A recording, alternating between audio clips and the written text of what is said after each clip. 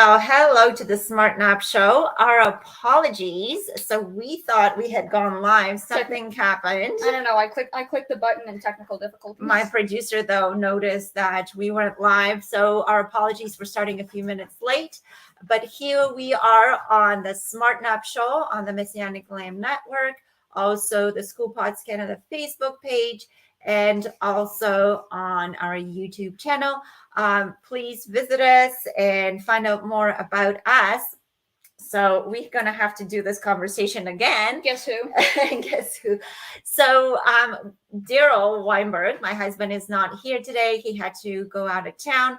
But we thought bringing in our son, Yossi Weinberg, was something that a lot of you would be interested to hear from a young person who has tried out. I've done literally everything. He's tried out different types of education. So we have tried public school, we have tried homeschool, we've tried homeschool co-op. Yeah, we tried. We have tried Christian school. We went back to homeschool during COVID. And now we are working on our school pods. This is our second year, well, actually third year doing school pods. Oh, what? Because of the first year? Yeah. We have been part of pods. Actually, this is our third year. So we thought Yossi here, who's 13, is going to share some of his experiences trying out different schooling. He's going to give us some benefits and some negative aspects of each kind, so that you can hear from a young person what they think about different types of schooling. So let's start with kindergarten. I don't know, where do I start? So when you were 4, we lived in Vaughan, and you started. Yes, he still likes the Toronto area. So we started in a public school, and tell us a little bit about your kindergarten classroom. Well, I mean, the classroom was it was crowded because it was a really small classroom.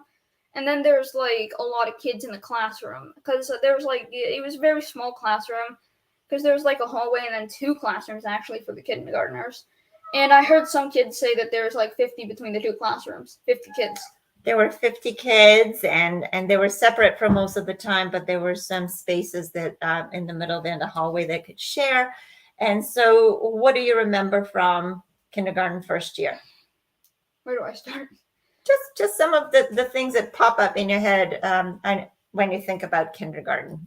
Well, when I was at kindergarten, we had this blacktop out at the back where it was basically just a whole paved area with a lot of paint on it because there was no structures unless you wanted to climb the fence. Right. And there was just a bunch of paint, racetrack, hopscotch, all kinds of fun games and stuff. But we didn't get really anything except a ball to share between us. Was that your favorite part of kindergarten when you went outside? No, I did not like the outside time because the blacktop could get very hot. Okay, so it's kind of hot. There weren't many trees in your schoolyard. There were no trees, and there was a small patch of grass that, if you were hot, you'd have to go sit with your back against a chain fence. All right. So how about your classroom? What was it like learning in there? Crowded, chaotic, but at the same time kind of fun. Okay, so there were fun activities, but a lot of the time. That's how I got my injury because the classroom was so overcrowded. They didn't have matching tables and chairs. So the chairs, if you put the right amount between the table, it would just be slightly too big. And the kids had a solution by just putting the chair diagonally and having a leg going out. One day we were coming back from gym, and I decided I don't like this line, so I went ahead and tripped on a chair and landed face down in linoleum tiles. Right. So we have memory here from kindergarten right there. Now, so it wasn't all bad. I mean, there were some memorable things in a good way and some not so good. I learned all kinds of stuff. I had a friend who can run faster than me. Right. So making friends was a good positive part of kindergarten. So that was junior kindergarten, JK, and then in SK we went to another school. It was a nicer school. The classrooms were bigger. There was a nicer playground. It was raining the first day, which told me something. I lost my first tooth on that playground. It was just a nice playground. Oh, you got to go on a school bus. Remember that? And on that school bus, I broke off another 2. And you broke it. So we have like injury memories from each grade in Yay. kindergarten, JK and SK. But overall, it was a good classroom. How about learning? It was wider spaced. We didn't do as much as like the other kindergarten classroom, because the other classroom we were doing like float and sink and stuff like that, which I find very advanced for kindergartens. It's fun. Yes, we did a lot of fun stuff, and we learned about all kinds of stuff. Did you make any friends? I made a few friends in senior kindergarten. There was a few boys and this one girl who we liked the same games on this one platform. Okay, so you played games together and you had buddies. Okay. We just had some friends. That was the first time I heard about track and field, because the older grades were doing some track and field. I learned a lot of fun things in the line. And there were arguments over how many grades there were. Right. So because I remember there was like this one conversation one day. I was just sitting there like talking to a friend when I heard like these kids arguing. It was like a kindergartner and this like grade 5, I think, and they were arguing over how many grades there were. The kindergartner says, "When I grow up, I want to get to like grade 18." This kid said, "No, stupid. There's only 12. There's not that many grades." Right. So everything was new to you guys, and you were trying to figure out what was happening. All right. And you learned a lot in kindergarten? Well, junior, not really much as senior. I learned in junior kindergarten that apparently the seniors got that taller sink. Except I didn't get that point because I was a taller kid. See, those are important things to remember from kindergarten. Yeah, no, totally. Senior kindergarten, it was basically just like, if it's raining, don't go on the playground. You could slip off. Okay. I was afraid of this one climber on that playground, actually. But I got over it. So it was fun. It was fun to climb. So you were learning safety. You were learning how to get around, how to do things. Alrighty, and so the story goes that towards the end of senior kindergarten, Mom and Dad received a letter that there was going to be a sex ed curriculum coming to the schools, and no parent was asked about it. So we decided we are going to not continue with public school. And at that time, we were also moving to a different city. We've moved to Peterborough, Ontario. And that's why we started our homeschooling journey. So now give us some memories from homeschooling, the things we were part of, what do you remember, what you learned, friends you made, anything. Yeah, well, basically, it started off as me just being like bored at first, because I had some of the stuff, and like a lot of the things that you were giving me in first grade was like, yeah, this is kind of easy. I know this kind of stuff. Okay. So I just managed to figure it out on my own. Right. You reviewed. So you had you learned a lot of things in kindergarten. So in grade 1, you found a little easy. JK was basically my starting point, and it was good from there. Right. Yeah. You learned to read pretty quickly. So you did great. So I remember it was like the end of junior kindergarten, and the teacher was doing like giving these short books out for like points and stuff. And I think I got about third in the reading. Okay. All right. So now we're starting grade 1. We are homeschooling. We are at home. So at first we're figuring our way out, and it felt kind of lonely at first because I was just doing these textbooks and I was just sitting there. I mean, as everyone knows, homeschooling is always better because you can get snacks whenever you want. Yeah, so snacks were a definite benefit. So you know what? If math was giving me a headache, then I would just go get some pretzels, chill off. Right. So you kind of enjoyed doing your own routine. And I got fish, so that's another bonus. And you had aquarium with fish. So it was kind of like nice and cozy setup. So because it was a little lonely, I started looking at different programs that we can join. And what was our favorite program, homeschool program? Swim and gym. It's basically where like the parents would go get their kids into a pool for a little while. We learned some swimming drills, practice stuff like that. And then they'd have us dry off, get to a shower. You remember that you were afraid of water before those lessons? So I was afraid of going under the water. Oh, going under the water. I like the water, just as long as I was floating. Right. And so what else did you do with the kids? And then what they'd do is they'd send us to the showers where we would like stall as much as possible. Because like for some reason the showers are better than the pool. We warm water. It's just the shower experience of a pool. Anyways, we'd do And that. what We'd next? dry off. We'd pack our stuff, and then we'd head over to the gym in the university because that's where we were. Trent University was offering a space for the homeschool program. Yeah, and we basically just headed off to the gym where more instructors would take us through like different drills, running, and just a bunch of different things. They'd play games with us. Do you remember what age were the kids in our group? A lot of them were like a bit younger than me. Okay, Like so a year or two younger than me. so There was anyway, from kindergarten and what? Oh, you From know what? You had two groups that were the younger kids and the older kids. I was part of the younger kids. You were the younger kids group, yes. And then we swapped spaces so that because there were quite a few kids that were part of this program. Did you make any friends in there? I made a few. There's this one kid who I actually managed to meet later on, which is kind of coincidence. Yes, your friend Alex was there. Remember the younger kid? But you met all kinds of other kids. There was this kid Connor who I used to talk to a lot during the pool showers, and then we just like say right. And I actually met him a little while later. Right. So even though we're not in Peterborough anymore, you still kept in touch with some of the homeschool kids. Well, no, I didn't have any media like platforms like anything online. We just somehow ran into him by accident. Okay. Yeah. So you met him later on. Okay. Like a massive coincidence. So we did a couple of years of homeschool and we joined different programs. We went to the library quite a bit. I like that library. You liked the Peterborough Library. That was wonderful. And different programs were running there. And then we decided in grade 3, we tried Christian school in Peterborough. Tell us a little bit about your Christian school experience. Well, Christian school, it was nice. I mean, there was a lot of kids there who I could relate to just because of our religion. There was a lot of kids who liked the same jokes as me. Mm-hmm. I got called off. The kids and I got called off a lot by the teacher for making our jokes. Right, you guys were joking a lot. And there was the classroom was the grades 3 and 4, and it was divided into 3 rows. So there was like the side row in front of the teacher's desk, the middle row, which was like the biggest row, and then there was like a row of chairs just at the side of the classroom. The grade 4. So you were in grade 3. There were grade 4s. No, so the grade 4s were everywhere. Okay. There were. So what do you remember from your experience in the Christian school? Friendships, things you learned, activities you did? Well, friendships, as far as that goes, it was just the friend group. I had a big friend group because we were in front of the teacher's desk. There was actually a couple kids that got swapped because they were causing trouble. Right. So we had a bit of, we had to rearrange groups because you guys were socializing so much in school. I mean, like, you can't help yourself but ignore the English. Okay.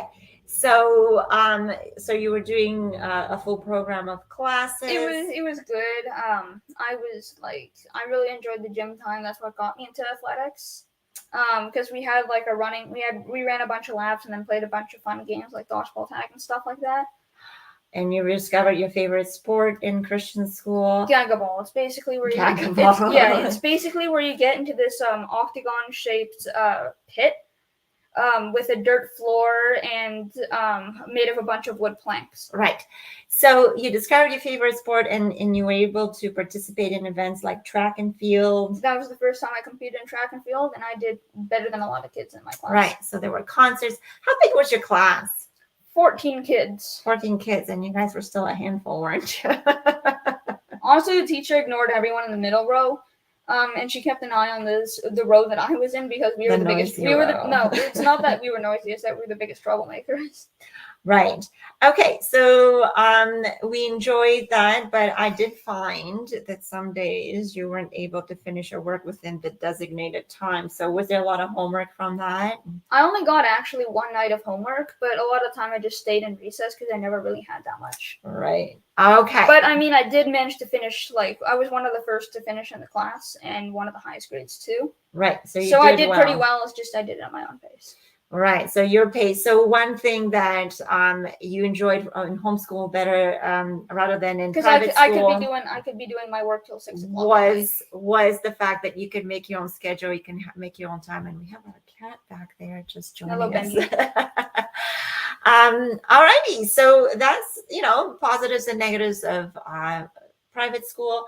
And then we went back to homeschooling. We did a co-op. Yeah, grade 4. 4, it was okay. I mean, like it's grade 4. I was doing advanced multiplication stuff. I went to grade 5, which was actually much easier. Mhm. So I learned stuff from grade 4.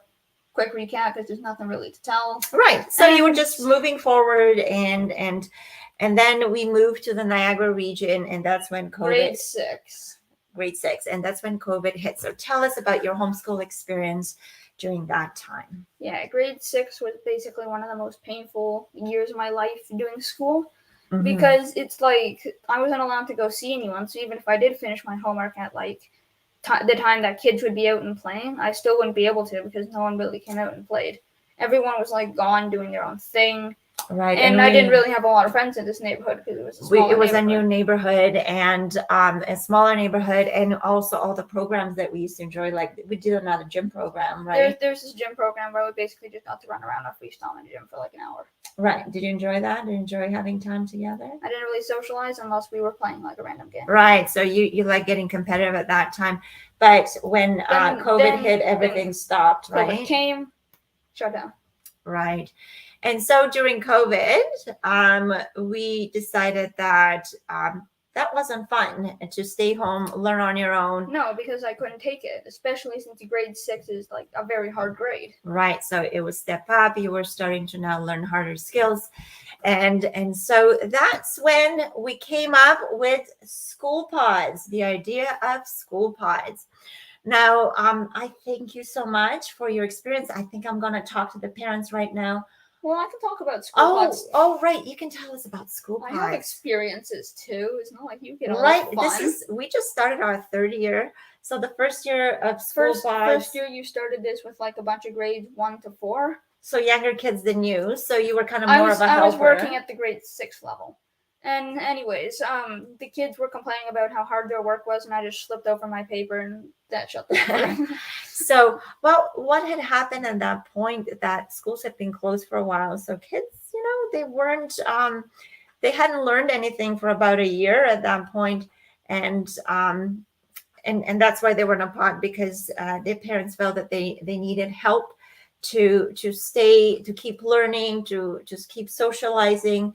And so it was a little tough for everyone to get started in a pod at first. Yeah, I mean, bonus, there was a park nearby and a giant swing over a ravine that we could push each other. Right. On. So we were back to being able to go out together, to do things outside together. And because you never stopped learning, because we homeschooled through the whole time, you were able to be now a helper to the younger guys and help them with their work. Yeah, there's a helper right here.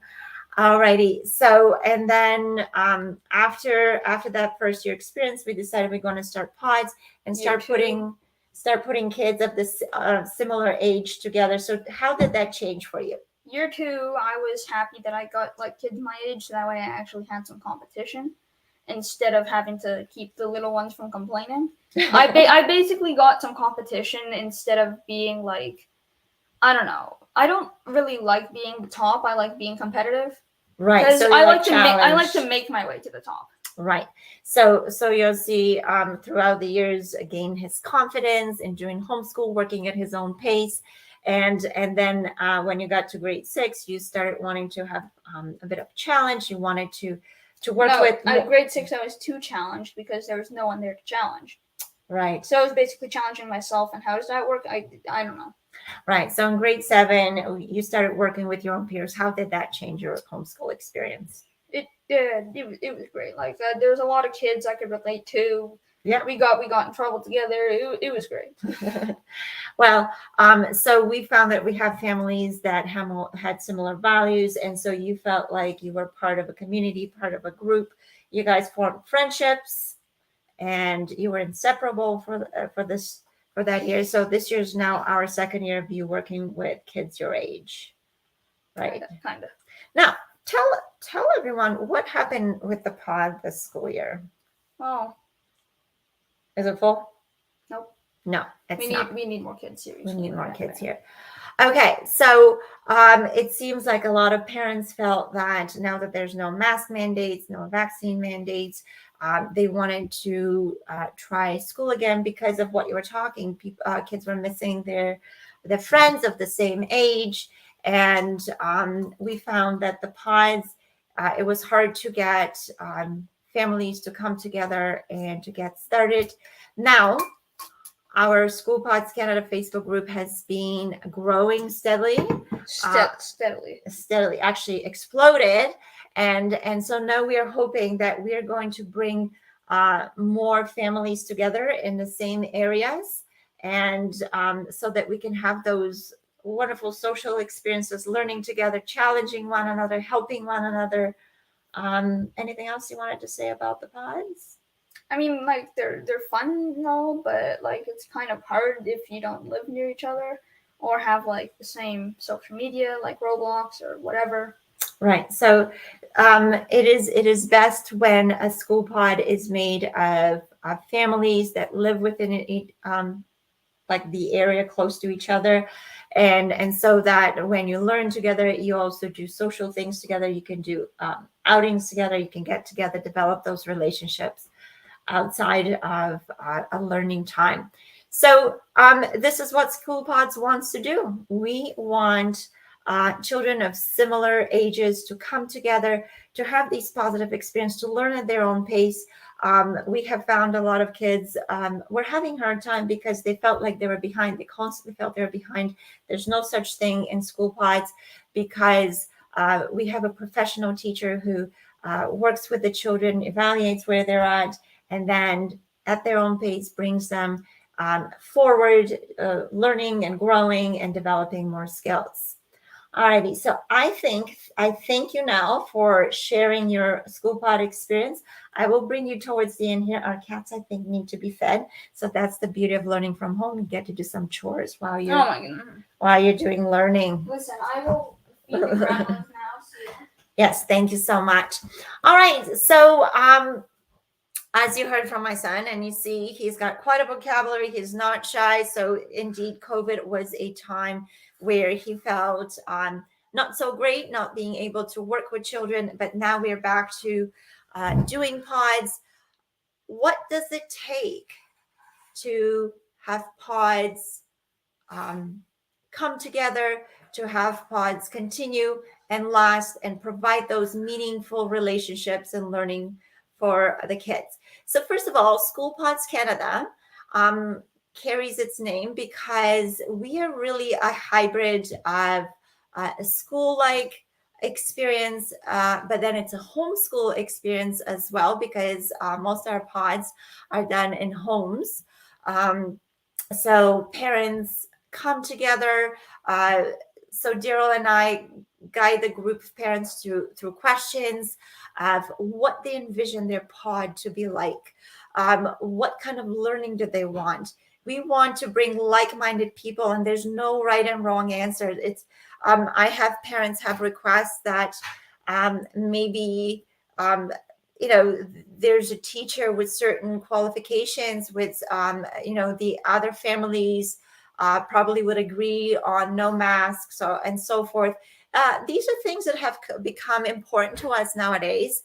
And this is why everyone who has joined our group in the last little while, my message to them is please email us, contact us through our website, or email us at info@schoolpodscanada.com.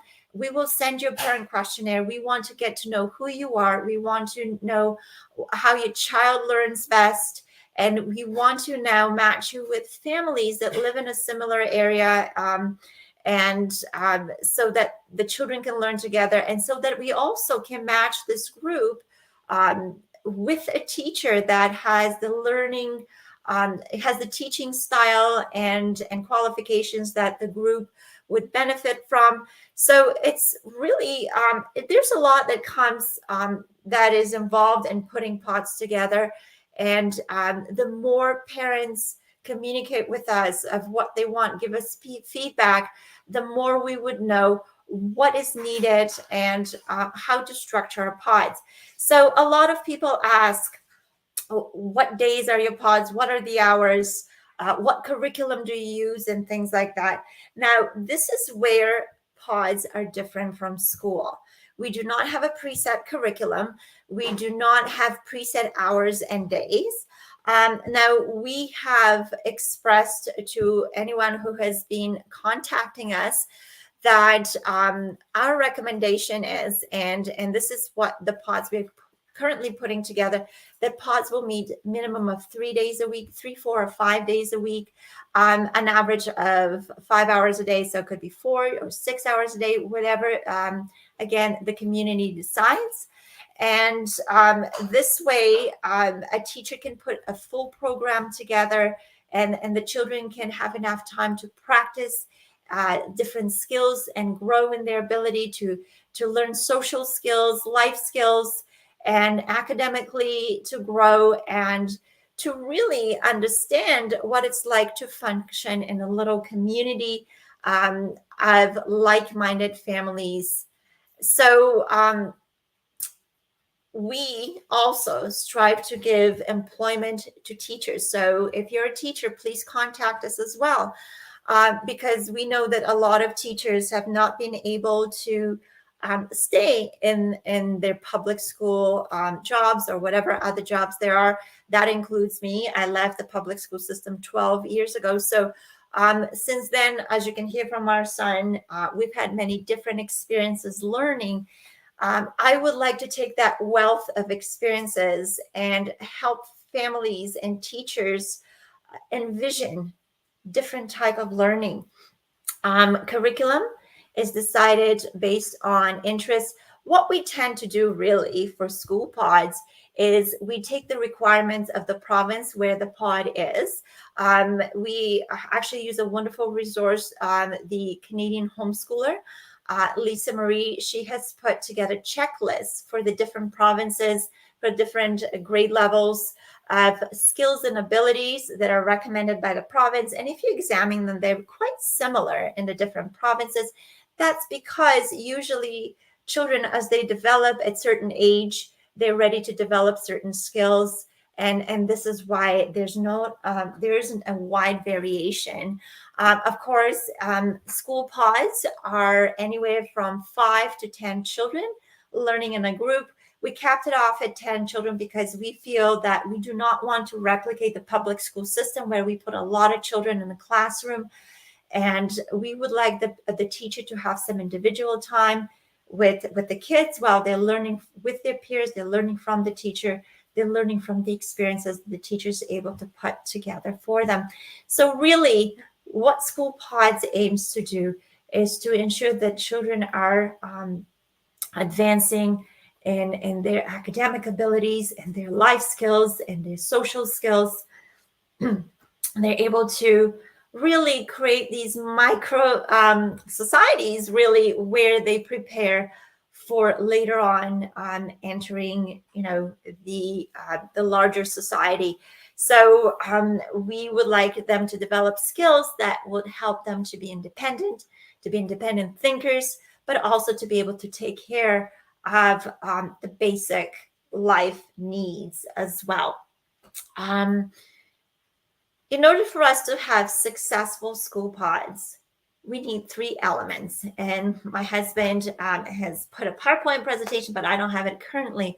So let's envision a stool with 3 legs. I don't know, the little IKEA ones or whatever you want to do. We need those 3 legs for that stool, for that pod to be stable and to be able to function. One of the legs is obviously the families, the children. This is what we do pods for.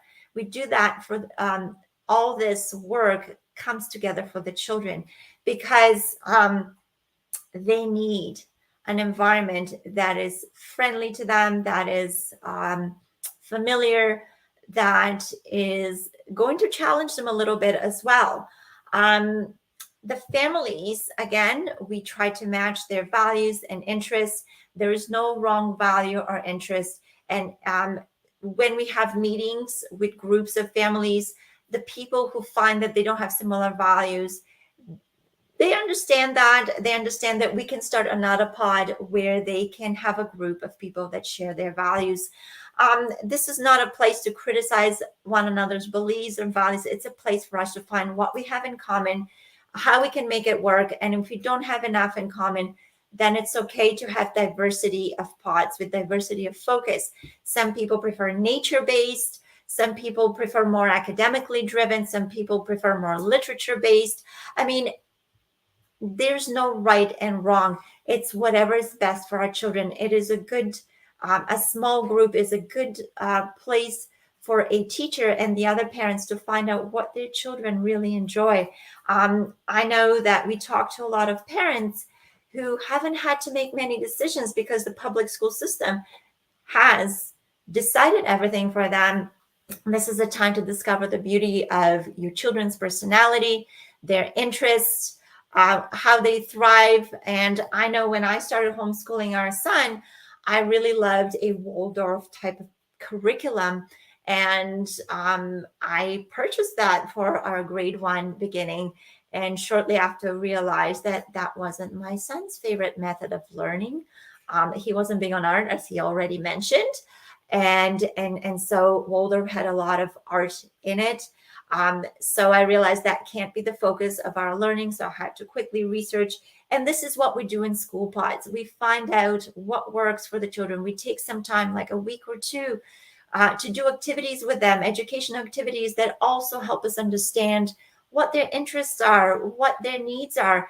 And then a program comes together. So curriculum is not pre-decided, but it will quickly come together. The beauty of the homeschool community being there is because now there's a lot of homeschool curriculum options available, methodology, there are conferences where you can join as a parent and find out how you can support your child and find out what your child's style is and how you can help them thrive. Because learning, as long as we are progressing in skills in learning, it really doesn't matter how it is done. I have met people who do world schooling and they travel throughout the world and they make sure that they cover their academics, but then they apply them to whatever they need to do around the world. So there are many ways. It is good, though. What we do in School Pods Canada is we evaluate through at certain points and see how things are going, how the children are doing. And we always are able to tweak and add elements that are needed and take away elements that are not working. So pods go minimum of 15 hours a week. In order to be able to deliver a full program, we take breaks when we want to. And that's another thing that the families come together during a meeting and decide. We can take our vacations whenever the group decides to do so. We start whenever we do decide to do so. Now, because we are so used to starting in September and finishing in June, a lot of our pods still are doing that. But School Pods really gives you the opportunity to change that rhythm and routine. And a lot of homeschoolers will tell you that having your vacation when it's not high peak vacation time, it gives you better rates for vacation, gives you space and peace to explore without crowds. So that's just one of the beauties. And again, the curriculum could be custom made. A teacher would create something. So it's not really, we can't tell you if you're in Alberta, your community, there could have different interests than even at different parts of Alberta. It depends whether in a rural or residential area, wherever you are. So we would like School Pods Canada to reflect what the community needs to learn. So we need those families. Then we want teachers who are going to be creative, open-minded, entrepreneurial. We just cannot have teachers in our school pods that want to be handed a curriculum. We need creative people. So what you're getting with school pods are creative people. So if you're that creative teacher, please talk to us. We need your passion and experience and creativity to create, because education could be imagined in so many different ways. We need our teachers. And the last element of that three-legged stool that we need is a space, a beautiful, bright space. As you can hear from my son's memories, he mostly remembers the space and how crowded it was and the features of the playground. We need a space. Some of our pods are hosted by a family that is part of the pod. Summer pods are hosted by the teacher if they have the space. We are now actually getting pastors offering up their churches space because they're not being used during the week. A lot of churches don't have anything going on, and they realize they have the space, and they're starting to offer to us spaces. So our criteria for really a school pod space is a place that is going to be like-minded. Our preference is that if the government starts restricting gatherings and so forth, that the space will be open-minded, and the priority of the place where the children gathering is going to be the children's well-being and continuation of their program.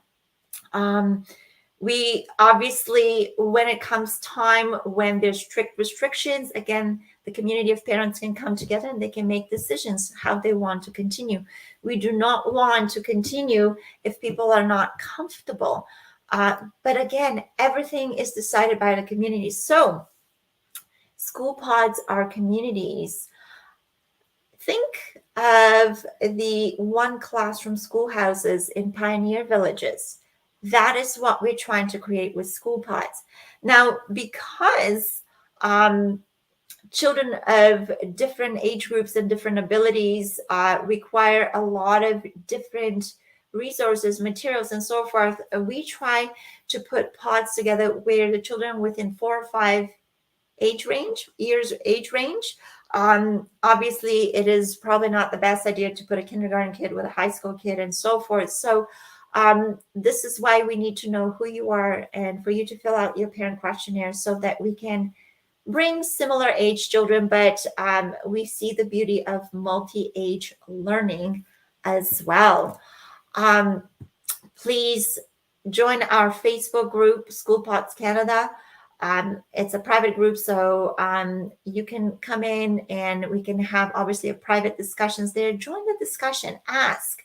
Now, some of the questions of people who have joined lately have been asking, is there a pod in such and such area? Is there a pod for high school kids? Is there pods? So I would like to answer some of those frequently asked questions. Like I said, this past summer, we had a few open house events where we were either meeting at the location where the pod is going to be, or in a public location to see who's going to come out.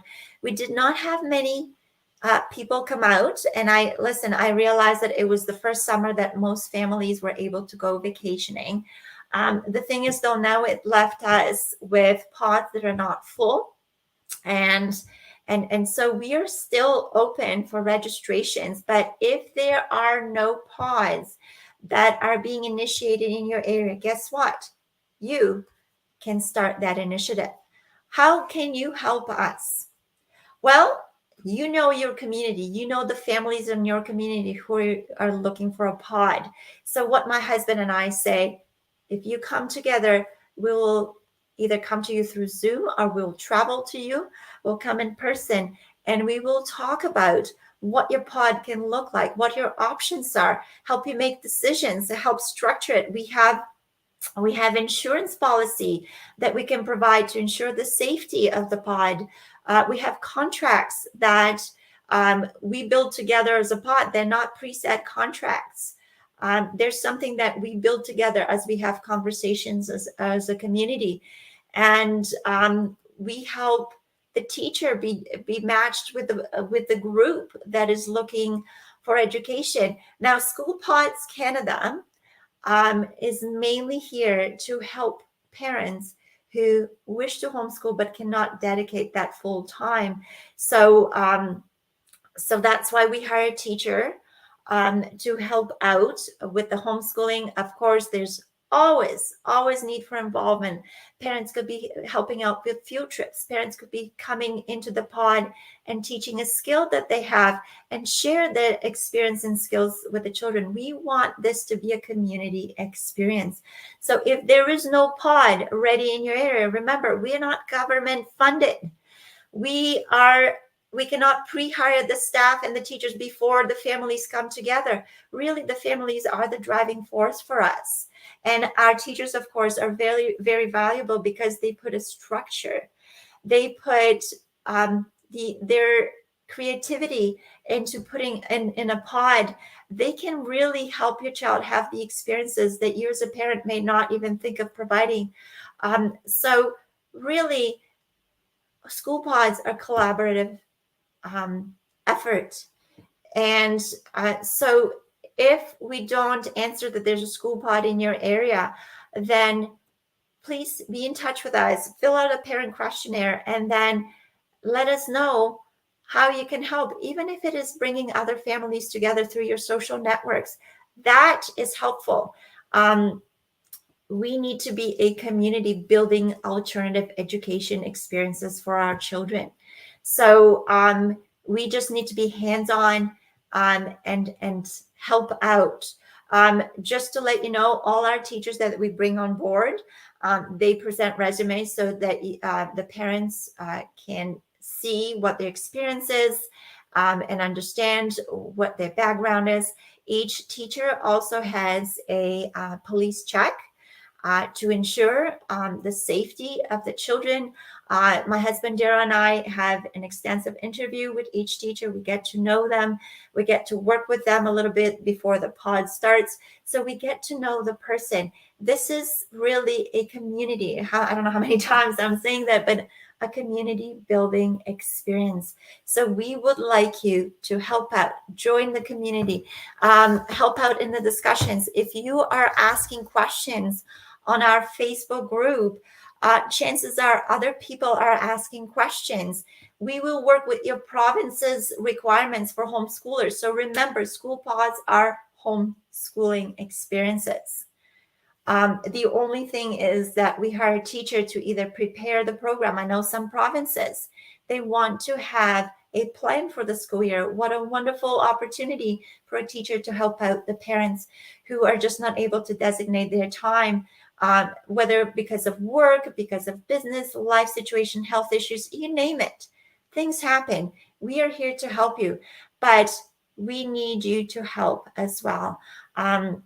We need people who may be able to provide space, like-minded people who believe in this.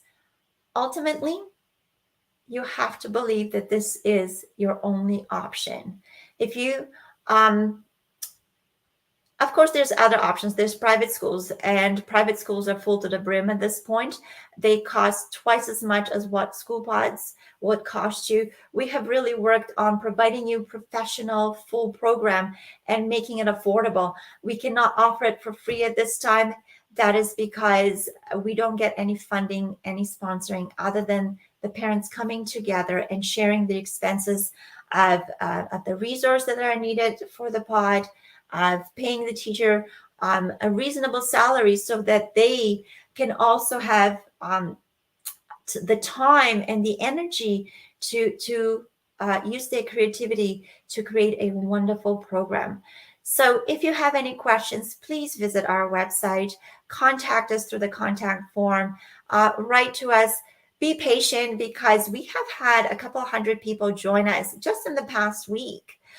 So we are a big community that's expanding. A big question is, are some school pods religious?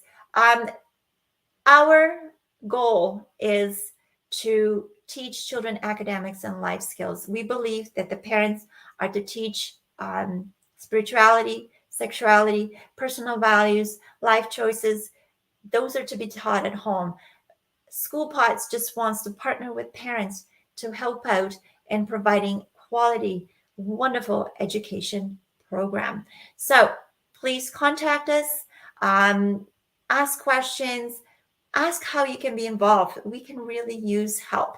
Just like any of the events that are for our children, we need a team, and we can talk to you.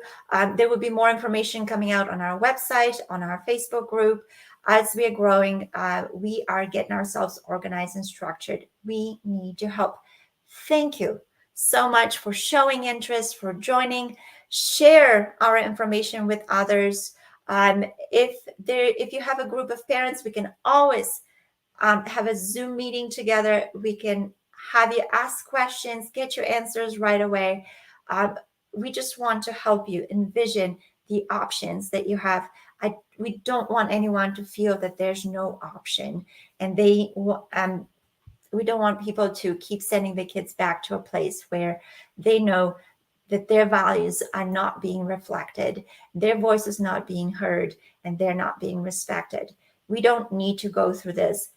As a community, we can work together to make it possible. So on that note, I am going to ask my editor here to come and join me. So were you listening on? Yeah, it's behind you. Okay. So, and see, part of homeschooling now, we are also training you to be our social media and show editor. Because I like doing that kind of stuff. Right. Because you like that. So why not give you opportunities? So we're going to say goodbye to everyone. Thank you so much for joining us. Thank you so much for caring enough to look for alternative education for your children. We're looking forward to working with you. And we want to have lots of pods throughout Canada. And even we are starting to get people from the US and different countries to ask us questions. Let's make this education revolution happen. All right. Yossi, say goodbye to everyone. Well, see everyone. See you, everyone. Okay, join us next Tuesday again, and let us know if there are any topics you would like us to discuss on our show. Have a great evening, everyone.